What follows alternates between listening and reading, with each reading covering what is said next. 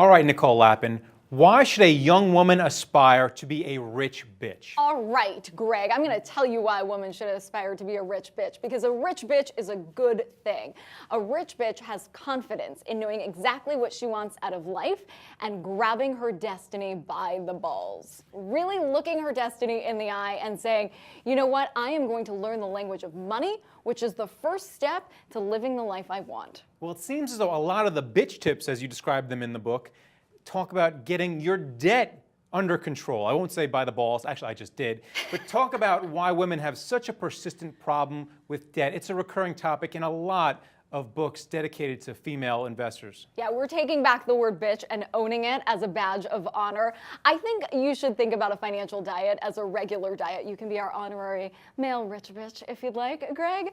So if you allow yourself small indulgences, you won't binge later on. So if you look at your spending plan in the same way as you would look at an eating plan, if you allow yourself for a sustainable diet, then you won't end up binging later on. So if you give yourself a Hershey's Kiss in a regular diet, you won't end up in the middle of the night noshing on a big old hunk of chocolate cake because you feel so starved and so deprived. The same thing goes for your financial diet. If you allow yourself a small indulgence like a morning latte, then you won't end up binging later on. But isn't that really hard nowadays because young women graduate with such big student debt loads? How can they get those shoes that'll make them look better, as well as deal with the debt, as well as deal with everyday expenses? I think it's coming up with a plan to prioritize, to pulverize. So look at your debt by the highest interest rate first, tackle that, and then just keep getting methodical about it until it is totally gone and create a sustainable LBD, the only LBD that never goes out of fashion.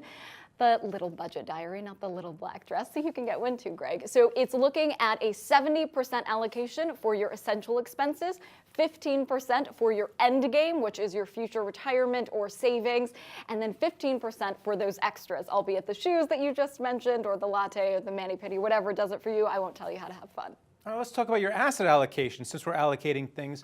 Talk about how women can get into investing in stocks because, as you say in the book, it is daunting some of the time. I think when you start thinking about it in the same way as you think about going to the mall and shopping, I've spoken to CEOs and politicians for many years throughout my time on the media.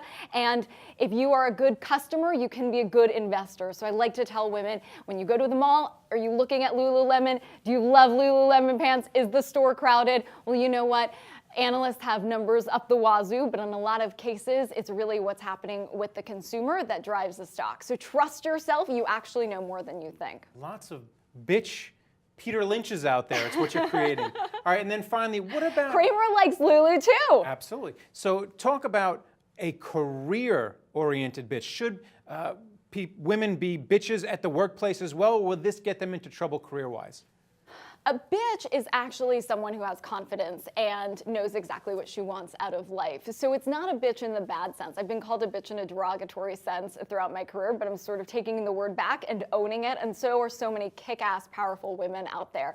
So I think in terms of your career, you can be really sweet and still be successful. I give an example of Mindy Grossman, who's the CEO of HSN, one of the sweetest women I know and one of the most respected CEOs. So it's not the bitch in the traditional derogatory sense. It's somebody who inspires confidence, not only within herself, but for her entire team, and actually wants to lead a team that wants to work for her and with her. All right, thanks a lot, Nicole. Thanks, Greg. Great to see you. And thank you for watching The Street.